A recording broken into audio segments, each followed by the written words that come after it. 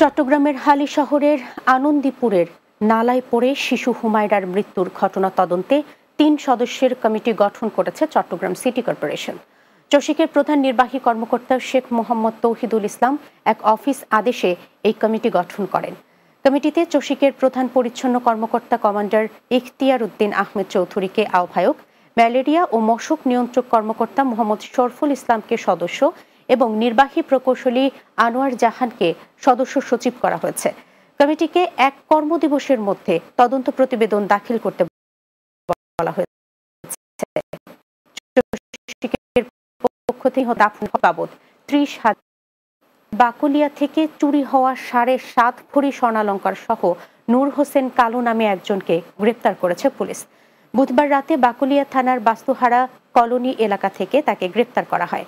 Chittagong metropolitan পুলিশের চকবাজার জোনের সহকারী পুলিশ কমিশনার মোহাম্মদ নূরে আল মাহমুদ জানান, সিসিটিভি ফুটেজ পর্যালোচনা ও তথ্য প্রযুক্তির সহায়তায় অভিযান চালিয়ে ঘটনার মূল হোতা নূর হোসেন কালুকে গ্রেপ্তার করা হয়। পরে তার দেয়া স্বীকারোক্তি অনুযায়ী কালুর বাসা থেকে ৭ ভরি স্বর্ণালংকার, একটি স্মার্টফোন, নগদ টাকা, শাড়ি সহ অন্যান্য সামগ্রী উদ্ধার করা হয়। রসায়ন শিক্ষাকে জনপ্রিয় করা এবং মেধাবী শিক্ষার্থীদের সম্মাননা জানানোর লক্ষ্যে চট্টগ্রামে কেমিস্ট্রি স্টার এইচএসসি ২০২৬ ব্যাচদের নিয়ে অনুষ্ঠিত হল ব্যতিক্রমধর্মী আয়োজন। চট্টগ্রামের পার্কে বিচ সংলগ্ন একটি রিসোর্টে অনুষ্ঠানের আয়োজন করা হয়। এতে প্রধান অতিথি ছিলেন চুয়েট রসায়ন বিভাগের বিভাগীয় প্রধান ডক্টর রেজাউল করিম। এ সময় রসায়ন বিভাগের সহকারী অধ্যাপক মোহাম্মদ জাহিদুল ইসলাম সহ অনেকে উপস্থিত ছিলেন।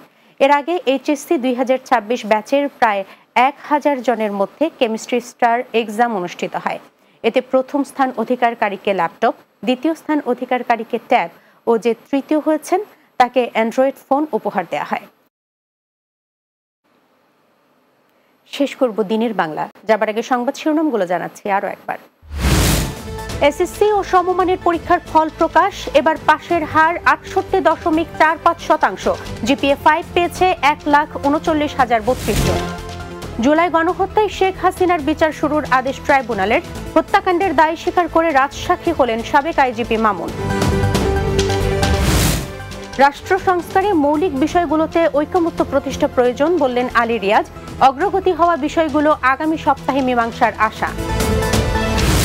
এবং ভারী বৃষ্টিতে নদীর পানি বেড়ে ফেনীর ৩ উপজেলার নিম্নাঞ্চল প্লাবিত, চরম দুর্ভোগে বাসিন্দারা। রাঙামাটিতে পাহাড় ধসের শঙ্কা।